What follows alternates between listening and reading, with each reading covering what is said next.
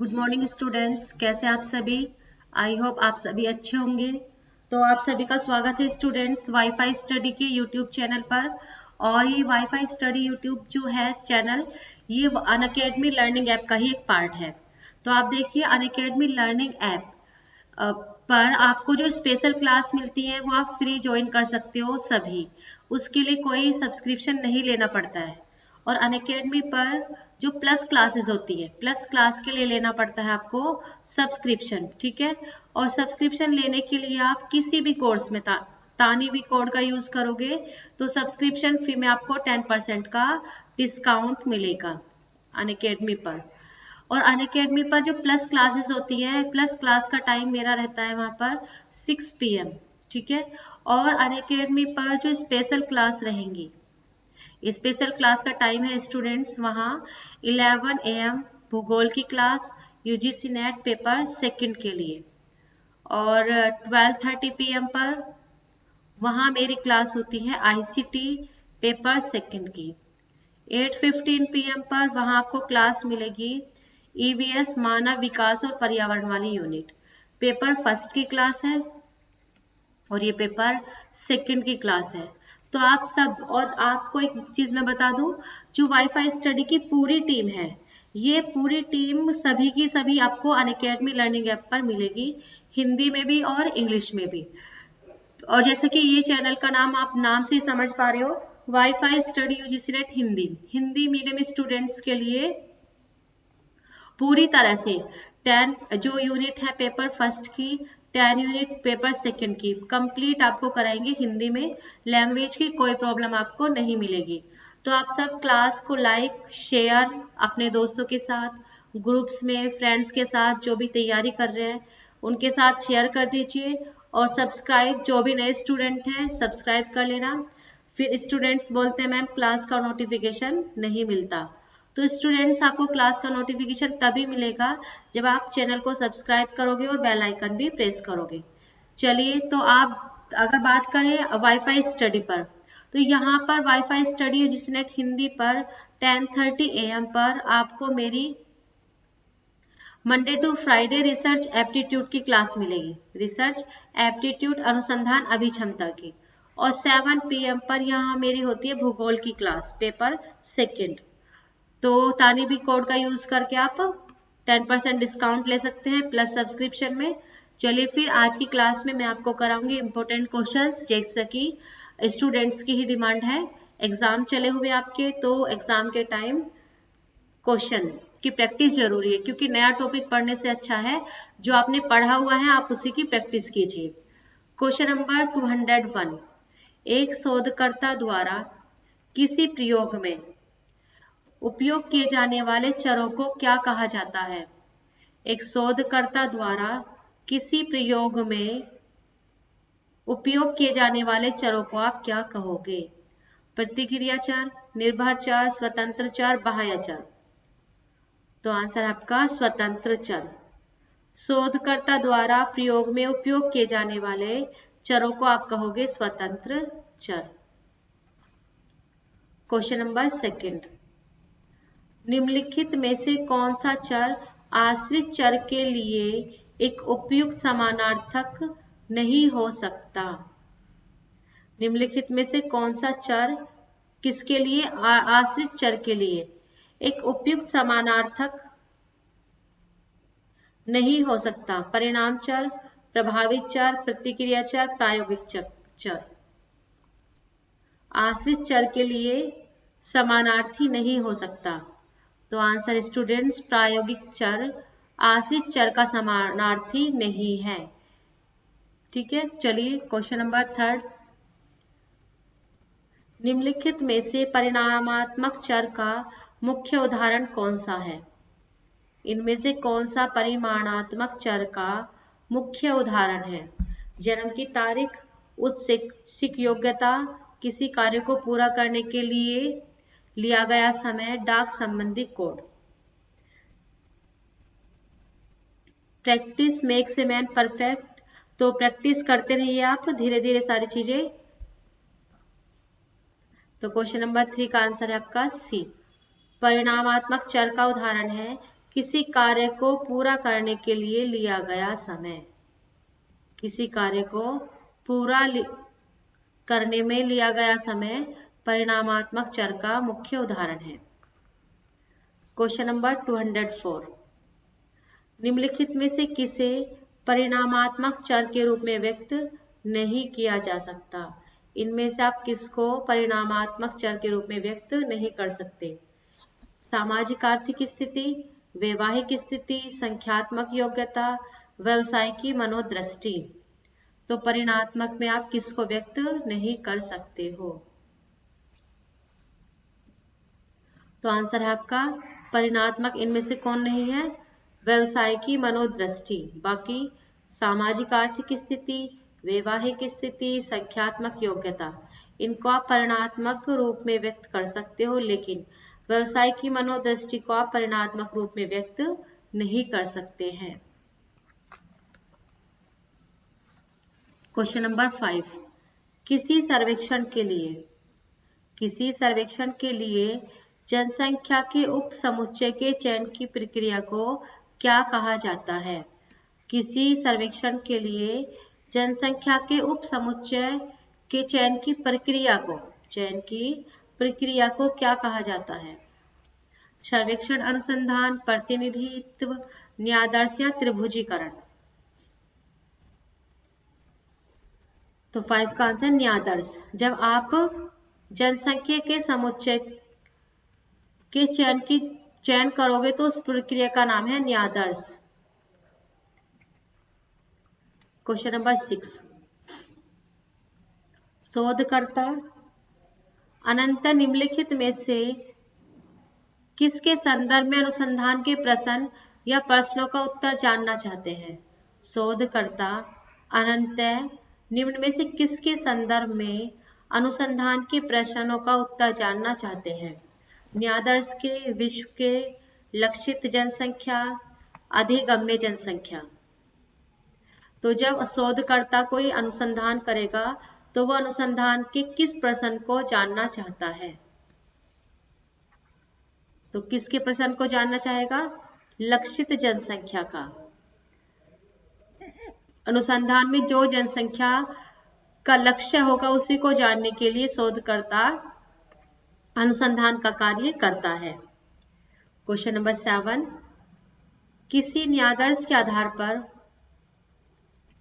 Question अच्छे से पढ़ा करो, किसी न्यायादर्श के आधार पर सामान्यीकृत निष्कर्ष को तकनीकी रूप से क्या कहा जाता है? किसी न्यायादर्श के आधार पर सामान्यीकृत निष्कर्ष को तकनीकी रूप से आप क्या कहोगे? प्रदत्त का विश्लेषण और व्याख्या, प्रचालन अनुमान, सांख्यिकीय अनुमान, उपरोक्त सभी। तो किसी न्यायादर्श के आधार पर, किसी न्यायादर्श के किसी सैंपल के आधार पर सामान्यीकरण निष्कर्ष तकनीक को कहा जाता है सांख्यिकीय अनुमान। सांख्यिकीय अनुमान। क्वेश्चन नंबर 9, निम्नलिखित में से कौन से न्यायादर्श हैं? इनमें से कौन से न्यायादर्श हैं जिसमें प्रत्येक व्यक्ति को चयनित किए जाने का समान अवसर प्राप्त होता है? इनमें से कौन सा न्यायादर्श है जिसमें क्या होगा? जिसमें प्रत्येक व्यक्ति को चयनित किए जाने का समान अवसर प्राप्त है। संभाव्य न्यायादर्श, गैर संभाव्य न्यायादर्श, कोटा न्यायादर्श, उपरोक्त में से कोई नहीं। तो आंसर स्टूडेंट्स, जिसमें प्रत्येक व्यक्ति को चयनित किए जाने का समान अवसर प्राप्त होगा वो होगा संभाव्य न्यायादर्श। वो कौन सा रूप होगा न्यायादर्श का? संभाव्य न्यायादर्श। क्वेश्चन नंबर 210, इस प्रकार के न्यायादर्श में कुछ लोगों के चयन की संभावना दूसरों से अधिक रहती है। तो इनमें से किस प्रकार के न्यायादर्श में कुछ लोगों के चयन की संभावना दूसरे लोगों से अधिक रहती है? संभाव्य, गैर संभाव्य न्यायादर्श, कोटा, उपरोक्त में से कोई नहीं। तो कुछ लोगों के चयन की जो संभावना है वो दूसरों से अधिक रहती है। तो आंसर है आपका बी, गैर संभाव्य न्यायादर्श। गैर संभाव्य न्यायादर्श में क्या होगा? कुछ लोगों के चयन की संभावना दूसरों से अधिक रहती है। क्वेश्चन नंबर 11, यदि कोई अनुसंधान समस्या विजातीय जनसंख्या से संबंधित है, यदि कोई अनुसंधान समस्या किसी विजातीय जनसंख्या से संबंधित है तो उसके लिए सबसे उपयुक्त विधि कौन सी होगी? तक क्लस्टर न्यायाधीश, स्त्रीकृत, सुविधाजनक, लोटरी विधि। अनुसंधान समस्या किससे संबंधित है? विजातीय जनसंख्या से, तो उसके लिए सबसे उपयुक्त विधि बताइए। तो उसके लिए सबसे उपयुक्त विधि होगी स्त्रीकृत न्यायाधीश विधि। स्त्रीकृत न्यायाधीश विधि सबसे अधिक उपयुक्त होगी। सभी स्टूडेंट्स थ्योरी वाली क्लास भी लिया करें और क्वेश्चन वाली क्लास भी, क्योंकि सिलेबस कवर होगा, सिलेबस से ही आपके क्वेश्चन है। सिलेबस कवर करना भी जरूरी है और क्वेश्चंस की प्रैक्टिस भी। क्वेश्चन नंबर 12, निम्नलिखित में से कौन सी विधि में प्रतिनिधि न्यायाधीश अनिवार्य है? इनमें से कौन सी विधि में प्रतिनिधि न्यायाधीश अनिवार्य है? सर्वेक्षण विधि, प्रयोगात्मक विधि, व्यक्तिगत अध्ययन, नैदानिक विधि। तो प्रतिनिधि न्यायाधीश किस में अनिवार्य है? सर्वेक्षण विधि में। सर्वेक्षण विधि में प्रतिनिधि न्यायाधीश अनिवार्य है। क्वेश्चन नंबर 13, निम्नलिखित में से कौन सा न्यायाधीश गैर संभाव्य न्यायाधीश के अंतर्गत आता है? इनमें से कौन सा न्यायाधीश गैर संभाव्य न्यायाधीश के अंतर्गत आता है? स्तवक न्यायाधीश, कोटा न्यायाधीश, व्यवस्थित न्यायाधीश, स्त्रीकृत यादृच्छिक न्यायाधीश। बताइए सभी, कौन सा न्यायाधीश गैर संभाव्य न्यायाधीश के अंतर्गत आता है? तो आंसर आपका कोटा न्यायाधीश। कोटा न्यायाधीश गैर संभाव्य न्यायाधीश के अंतर्गत आता है। क्वेश्चन नंबर 14, जब सांख्यिकीय माप संपूर्ण जनसंख्या पर आधारित होती है, जब सांख्यिकीय माप संपूर्ण जनसंख्या पर आधारित होती है तो उसे प्रचाल कहा जाता है। तो उसे क्या कहा जाता है? प्रचाल। लेकिन जब माप न्यायाधीश पर आधारित होगा तो उसे क्या कहा जाएगा? समझ रहे हो ना क्वेश्चन? जब सांख्यिकीय माप संपूर्ण जनसंख्या पर आधारित होती है तो उसको प्रचाल कहा जाता है। जब न्यायाधीश माप पर आधारित होगी तो उसे क्या कहा जाएगा? न्यायाधीश, प्रचाल, निष्कर्ष, आंकड़ा, उपरोक्त में से कोई नहीं। तो उसको कहा जाएगा आंकड़ा। तो उसको क्या कहा जाएगा? आंकड़ा। जब माप न्यायाधीश पर आधारित होगा तो उसको आंकड़ा कहा जाएगा। क्वेश्चन नंबर 15, जब कोई शोधकर्ता पूर्ण जनसंख्या में से 100 संभाव्य न्यायाधीश का चयन करता है तो उसे निम्नलिखित में से कौन सा न्यायाधीश कहा जाएगा? जब कोई शोधकर्ता पूरी जनसंख्या में से केवल 100 संभाव्य न्यायाधीश का चयन करेगा तो उसे आप क्या कहोगे? कोटा न्यायाधीश, सरल यादृच्छिक, स्त्रीकृत, व्यवस्थित न्यायाधीश। तो उसको कहा जाता है सरल यादृच्छिक न्यायाधीश, जब पूरी जनसंख्या में से 100 संभाव्य न्यायाधीश को चयनित किया जाएगा। चलिए पढ़ते रहिए अच्छे से। क्वेश्चन नंबर 16 है, एक शोधकर्ता विश्वविद्यालय के छात्रों को लिंग के आधार पर बांटता है। एक शोधकर्ता क्या करता है? विद्यालय के छात्रों को किसके आधार पर? लिंग के आधार पर बांटता है। तत्पश्चात यादृच्छिक अंक तालिका का उपयोग करके वह प्रत्येक समूह से न्यायाधीश का चयन करता है। तो ये क्या है बताइए? प्रत्येक समूह से न्यायाधीश का चयन करेगा, फिर तो वो क्या है? स्त्रीकृत न्यायाधीश, स्त्रीकृत यादृच्छिक न्यायाधीश, प्रतिनिधि न्यायाधीश, उपरोक्त में से कोई नहीं। तो वो होगा बच्चों 16 का आंसर है स्त्रीकृत यादृच्छिक न्यायाधीश होगा इस स्थिति में। क्वेश्चन नंबर 17, किसी अनुसंधान की सटीकता को सुनिश्चित करने के लिए कैसा न्यायाधीश होना चाहिए? किसी अनुसंधान की सटीकता को सुनिश्चित करने के लिए कैसा न्यायादर्श होना चाहिए? वह यादृच्छिक रूप से लिया जाना चाहिए, वह कोटा द्वारा तय किया जाना चाहिए, वह जनसंख्या का प्रतिनिधि करने वाला होना चाहिए, स्वदेश्यपूर्ण होना चाहिए। तो आंसर है सी, जनसंख्या का प्रतिनिधित्व करने वाला होना चाहिए। जो न्यायादर्श हो वो पूरी जनसंख्या का प्रतिनिधित्व करने वाला होना चाहिए। क्वेश्चन नंबर 18, अनुसंधानकर्ता न्यायादर्श का आकार कम रख सकते हैं यदि जनसंख्या, अनुसंधानकर्ता न्यायादर्श का आकार कम रख सकते हैं यदि जनसंख्या विजातीय हो, सजातीय हो, अप्राप्य हो, उपरोक्त सभी हो।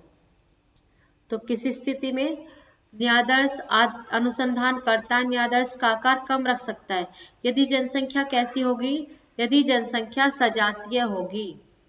सजातीय जनसंख्या की स्थिति में न्यायादर्श का आकार कम रखा जा सकता है। क्वेश्चन नंबर 19, यदि जनसंख्या सीमित हो, यदि जनसंख्या सीमित हो तो निम्नलिखित में से कौन सी तकनीक का उपयोग किया जाता है अनुसंधान कार्य करने के लिए? यदि जनसंख्या सीमित होगी तो आप इनमें से कौन सी तकनीक का उपयोग करोगे? क्षेत्र न्यायादर्श तकनीक, स्वदेश्य न्यायादर्श तकनीक, व्यवस्थित न्यायादर्श तकनीक, उपरोक्त में से कोई नहीं। तो आंसर है यदि जनसंख्या सीमित होगी तो आप व्यवस्थित न्यायादर्श तकनीक का उपयोग कर सकते हैं सीमित जनसंख्या के होने की स्थिति में। चलिए क्वेश्चन नंबर 20, स्तवक न्यायादर्श क्लस्टर सैंपलिंग का उपयोग तब किया जाता है जब, बताइए।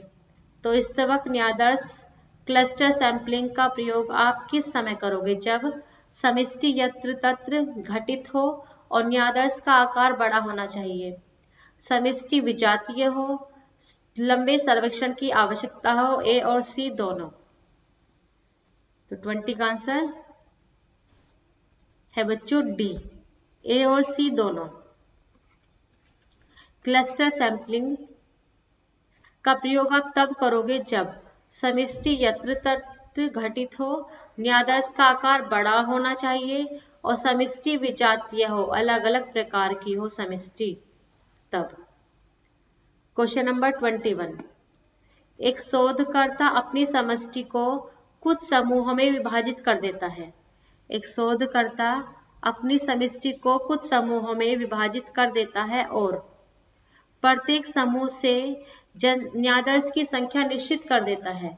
इस प्रकार के न्यायादर्श को क्या कहा जाएगा? अच्छे से पढ़ लो। एक शोधकर्ता क्या करेगा? अपनी समष्टि को, जनसंख्या को कुछ समूह में विभाजित करेगा और प्रत्येक समूह से न्यायादर्श की जनसंख्या निश्चित करेगा। इस प्रकार के न्यायादर्श को क्या कहा जाता है? स्त्रीकृत न्यायादर्शन, कोटा न्यायादर्श, स्तवक, उपरोक्त सभी। तो ऐसी स्थिति को कहा जाता है कोटा न्यायादर्श।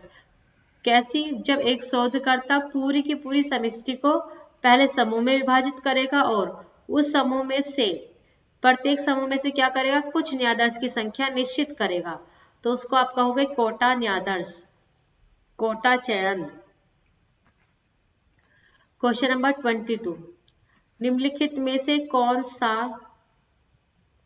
असंभाव्य न्यायादर्श है? इनमें से कौन सा असंभाव्य न्यायादर्श है? कोटा न्यायादर्श, सरल यादृच्छिक न्यायादर्श, स्वदेश्यपूर्ण न्यायादर्श। तो इनमें से कौन सा असंभाव्य न्यायादर्श है?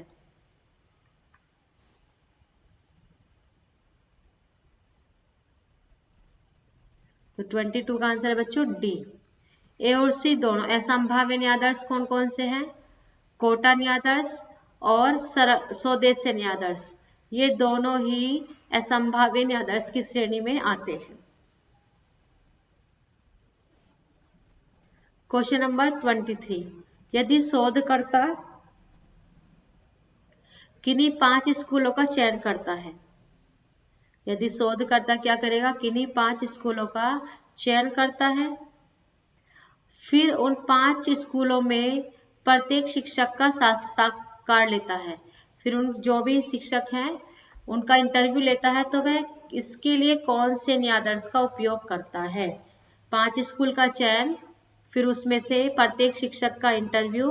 तो वो किस प्रकार का न्यायाधीश होगा, वो किस प्रकार का सैंपल होगा? सरल यादृच्छिक, स्त्रीकृत, क्लस्टर, उपरोक्त में से कोई नहीं। तो 23 का आंसर है ये होगा क्लस्टर यादृच्छिक न्यायाधीश।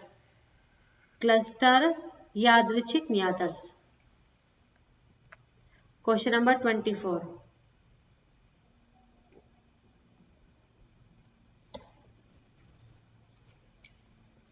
तो क्वेश्चन नंबर 24 है, निम्नलिखित में से कौन सा शब्द उन आंकड़ों के लिए सबसे उचित रूप से प्रयोग किया जाता है जिनको मूल रूप से एक भिन्न व्यक्ति द्वारा किसी भिन्न उद्देश्य के लिए एकत्रित किया गया था? इनमें से कौन सा शब्द आप यूज करोगे? वेर इज द क्वेश्चन है।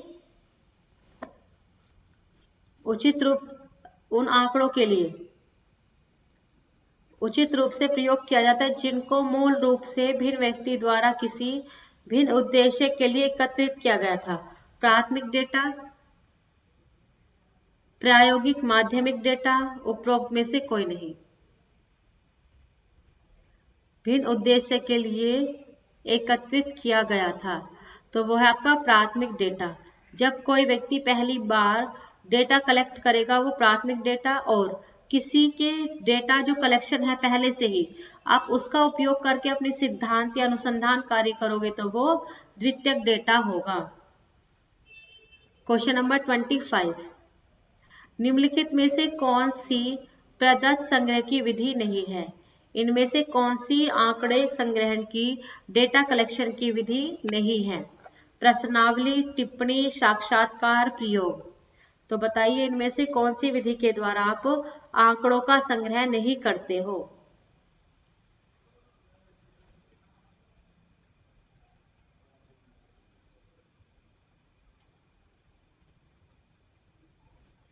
तो आंसर आपका प्रयोग। प्रयोग अनुसंधान के बाद तो आप प्रयोग करोगे। और आंकड़ा संग्रह की विधि जो है वो है प्रश्नावली विधि, इंटरव्यू और टिप्पणियां। इनके द्वारा आप आंकड़ों का संग्रह करोगे, लेकिन प्रयोग के द्वारा तो आप सिद्ध करोगे। ये आंकड़ा संग्रहण की विधि है, तरीके हैं, और ये अनुसंधान का प्रयोग। अनुसंधान का प्रकार, अनुसंधान के प्रकार कौन से? प्रयोगात्मक, ऐतिहासिक, ठीक है ना, सर्वेक्षण, ये अनुसंधान के प्रकार हैं। और दूसरा ये है आपका अनुसंधान का प्रयोग हुआ, प्रयोगात्मक, और ये अनुसंधान के कार्य के लिए डाटा कलेक्शन की विधियां हुई। तो ये थे आपके आज के क्वेश्चंस रिसर्च एप्टीट्यूड के। तो स्टूडेंट्स आप सभी प्रैक्टिस करते रहिए wifi study UGC net Hindi के साथ। Wifi study UGC net Hindi की पूरी टीम, आप देखो सब जानती है पेपर फर्स्ट में 10 यूनिट्स है, और 10 यूनिट्स की क्लास आपको 7 AM से स्टार्ट हो जाती है वाईफाई स्टडी पर। डिस्क्रिप्शन बॉक्स में आप देख सकते हैं क्लास का टाइम किस किस सब्जेक्ट का। जो पेपर फर्स्ट की 10 यूनिट्स है और पूरी 10 यूनिट्स की क्लास आपको यहाँ पर अलग अलग टीचर्स के द्वारा मिलती है। तो आप सभी ज्वाइन करें। आप देखो एग्जाम क्लियर करने के लिए सिर्फ एक सब्जेक्ट पढ़ने से कुछ नहीं होगा, 10 यूनिट्स ही कवर करोगे तभी कुछ होगा। तो आपको हर क्लास हर यूनिट मिलेगी यहाँ पर, तो रेगुलर पढ़ें। और ये रिसर्च एप्टीट्यूड की क्लास का time Monday to Friday regular रहेगा आपका 10:30 AM पर, और मेरी भूगोल की क्लास रहेगी 7 PM पर। तो भूगोल के स्टूडेंट्स 7 PM पर भी क्लास लिया करें, और पेपर फर्स्ट की सभी लेंगे क्लास। और ज़्यादा से ज़्यादा क्लास का लिंक शेयर क्या करो, क्योंकि शेयरिंग इज केयरिंग। जितना आप शेयर करते हो, अपने ज्ञान को बांटते हो, उतना ही ज्ञान आपका बढ़ता है, और आप हेल्प करोगे तो भी। तो आप देखो, एक तो अब एग्जाम का जो टारगेट है वाईफाई स्टडी ने टारगेट 21 रख के पढ़ाना आपको शुरू करेंगे। मेरा तरीका ये रहेगा, मैं आपको पहले थ्योरी कराऊंगी, फिर थ्योरी के बाद उसी में से क्वेश्चन कराऊंगी, ठीक है ना। तो आप थ्योरी वाली क्लास भी लें सिलेबस की, और क्वेश्चन की प्रैक्टिस भी करें। और जैसे कि स्टूडेंट्स आप जानते हैं wifi study UGC net Hindi ये अनअकैडमी लर्निंग ऐप का एक पार्ट है। क्लियर? और अनअकैडमी लर्निंग ऐप भी आप प्ले स्टोर से डाउनलोड कर लीजिए। वहां पर भी आपको पूरे टीचर की जो एक कंप्लीट टीम है वाईफाई स्टडी की, वहां पर आपको सभी टीचर्स की क्लास मिलेगी, पेपर फर्स्ट की भी और सेकंड की भी। और अनअकैडमी पर बेनिफिट एक आपको ये भी है, एक तो जब आप लाइव टेस्ट देते हो तो वहां पर आपका स्कोर एकदम एग्जैक्ट आपको मिलेगा। दूसरा, जो भी टीचर्स का कंटेंट होगा, थ्योरी का भी, क्वेश्चंस का भी, वो आप पीडीएफ वहां से डाउनलोड कर सकते हैं। फिर उसके बाद अनअकैडमी पर जो स्पेशल क्लास होती है उनके लिए आपको कोई पेमेंट नहीं करनी है, ये स्पेशल क्लास फ्री होती है। और अनअकैडमी पर 11 AM मेरी भूगोल की क्लास मिलेगी, पेपर सेकंड की। और इसके अलावा पेपर फर्स्ट के लिए मैं आईसीटी, ईवीएस और रिसर्च एप्टीट्यूड की क्लास भी लिया करूंगी अनअकैडमी पर। और अनअकैडमी पर स्टूडेंट्स जो प्लस क्लासेस है वो पेड कोर्स होता है, उसके लिए लेना पड़ता है आपको सब्सक्रिप्शन। और सब्सक्रिप्शन लेने के लिए आपको क्या करना है, तानी बी कोड का यूज करोगे आप किसी भी कोर्स में, ऐसा नहीं यूजीसी नेट, किसी भी कोर्स में तानी बी कोड का यूज करोगे तो आपको जो भी सब्सक्रिप्शन फी है उसमें 10% का डिस्काउंट मिलेगा। तो पढ़ते रहिए आप वाईफाई स्टडी के साथ, अनअकैडमी के साथ। आप पढ़ोगे तो ही आगे बढ़ोगे, बाकी कोई शॉर्टकट नहीं है। और रेगुलरिटी बहुत ज्यादा जरूरी है। आप एक दिन पढ़ोगे कुछ होगा नहीं, एक मंथ पढ़ोगे कुछ नहीं होगा, कम से कम आपको 6 मंथ से लेकर 1 ईयर तक आपको बहुत अच्छे से अपना टाइम अपनी स्टडी को देना है। सिर्फ इधर उधर की बातों में नहीं, सिर्फ स्टडी को आप टाइम दो। स्टूडेंट्स का ही जेआरएफ होता है, कोई दूसरी दुनिया के लोग नहीं आते जिनका जेआरएफ होगा, आपका ही होगा। लेकिन सिर्फ आपको लगातार तैयारी करनी पड़ेगी। आप सोचे हो 2 महीने की तैयारी से कुछ हो जाएगा, देखो हो भी सकता है अगर आपने पहले से बहुत अच्छे से तैयारी की है। पर जिनकी बहुत पहले से अच्छी तैयारी नहीं है, स्कूल के टाइम से ही, कॉलेज के टाइम से ही, तो आपको रेगुलर तैयारी करनी है। तैयारी करते रहिए वाईफाई स्टडी के साथ। और जो क्लास का लिंक है सबके साथ ज्यादा से ज्यादा शेयर करोगे, ज्यादा कंपटीटर्स आपके क्लास में आएंगे तो आपको पता चलेगा कितने स्टूडेंट्स कितना पढ़ते हैं, कैसी तैयारी है। तो चलिए स्टूडेंट्स, गुड लक आपके लिए एंड थैंक यू। मिलते हैं फिर नेक्स्ट क्लास में। पढ़ते रहिए, रेगुलर पढ़िए, अच्छे से पढ़िए।